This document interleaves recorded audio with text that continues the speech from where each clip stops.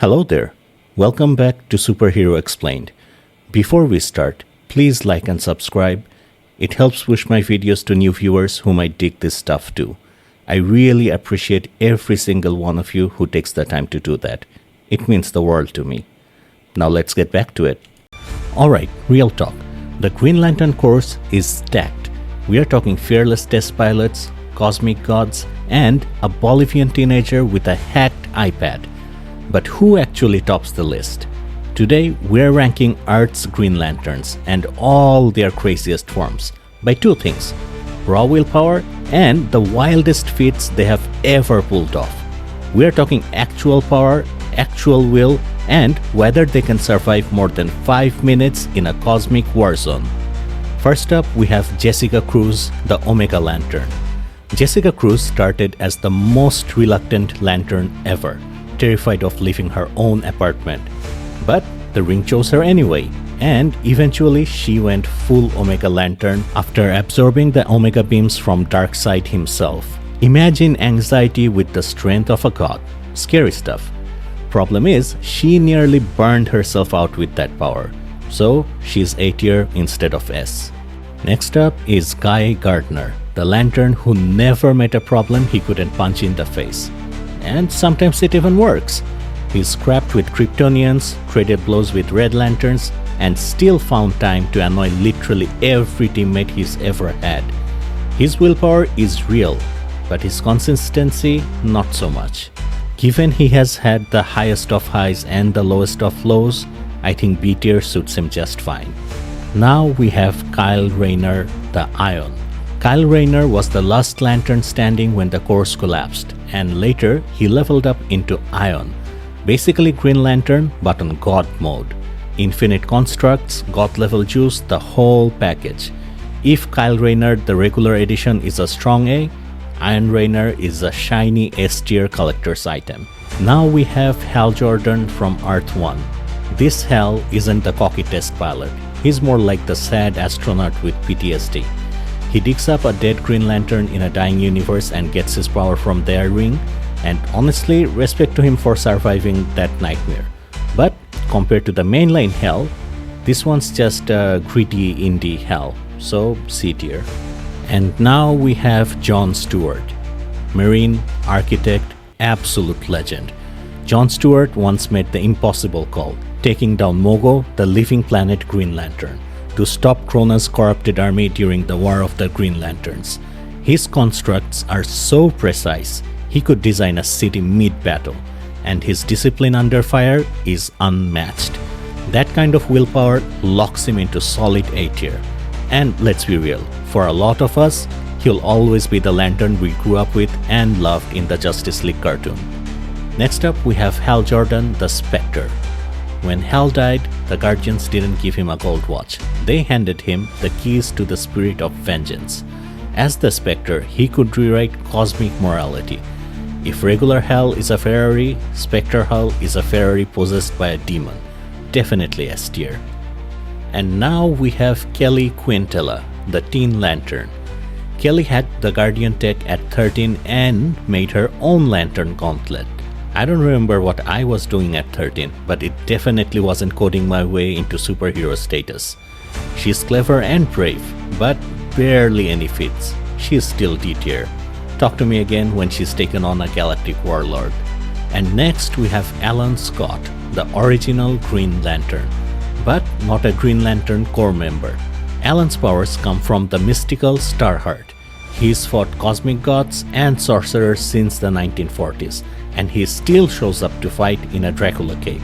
That's A tier commitment. Next we have Frank Laminsky, the Phantom Lantern. Frank Laminsky was basically a Green Lantern fanboy who manifested so hard he got the Phantom Ring. Problem is, the ring cycles through all emotions like a moody teenager. 1 minute he's hopeful, next he's terrified. Amazing concept, terrible control, D tier. And now we have Hal Jordan, the Parallax. Parallax Hal is what happens when willpower breaks bad. Corrupted by fear, he rewrote reality during Zero Hour like it was nothing. Sure, he was evil, but if we're ranking by feats, you don't get bigger than that. S tier, no debate. Now we move on to Jessica Cruz, the normal version. So base Jessica is still inspiring as hell, from being too scared to leave her own apartment to building constructs strong enough to shield the multiverse. That's one hell of a glow up. She's not breaking universes yet, but she's a rock solid B. Up next is Power Ring from Earth 3. On Earth 3, the lantern isn't about willpower, it's about being cursed. Power Ring is basically possessed by an evil entity that feeds on his fear. He's strong, but it's destructive power without control, so he tops out at B. Now we have Jo Mullein from the Far Sector. Jo's ring only recharges once a year, which means she has to be smarter and more resourceful than anyone else. And she pulled that off in a city of 20 billion. She is still a rookie compared to others, but that kind of pressure cooker training makes her at least higher than D. So, a C. Now we have Kyle Rayner, the White Lantern. When Kyle became a White Lantern, he unlocked the entire emotional spectrum and casually brought people back to life. That's not just a power upgrade, that's a Jesus upgrade. Easy S tier. Next up is Simon Baz.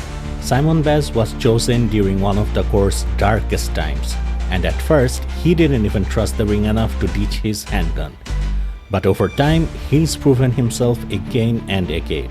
He doesn't have the galaxy-shattering feats yet, but he's very reliable. Solid B tier. And now we have the Tangent Green Lantern from Earth 9. Tangent Green Lantern is different. She carries a mystical lantern that traps souls of the dead, basically making her Green Lantern by the way of Ghostbusters. Cool vibe, but compared to Corps' heavy hitters, she's stuck in D tier. Up next is Hal Jordan, the original one. Classic Hal Jordan is the poster boy for the Corps. Fearless, stubborn, and occasionally reckless enough to destroy everything. He's carried wars on his shoulders, defeated Sinistra a dozen times, and still comes back for more. That's why he's always going to be A tier. Moving on, we have John Stewart, the Mosaic Guardian. At his peak, John Stewart literally ascended to near Guardian status while overseeing the Mosaic world, which was a patchwork of entire alien societies. Keeping that together required cosmic level willpower. That's S tier all the way. Next up, we have Jenny Hayden, or Jade. She's Alan Scott's daughter, was born with natural green energy powers. She's a solid JSA member, but compared to the core lanterns, her feats are modest. Respectable, but still at C tier. And finally, Kyle Rayner. Kyle Rayner is the artist who rebuilt the entire core after Hal's downfall. His creativity with constructs and his sheer resilience make him one of the most beloved lanterns. He may not be breaking reality like Ion or White Lantern Kyle, but he's easily A tier. So, there you have it. 20 lanterns ranked from cosmic gods to, well, guys who tried their best. Whether it's the hot-headed brawler, the anxious rookie turned hero, or the test pilot who became a literal god, Green Lanterns prove willpower really does make the difference. But hey, that's just my list. Who's your number one? Drop it in the comments before Guy Gardner shows up and punches me. And see you next time on Superhero Explained.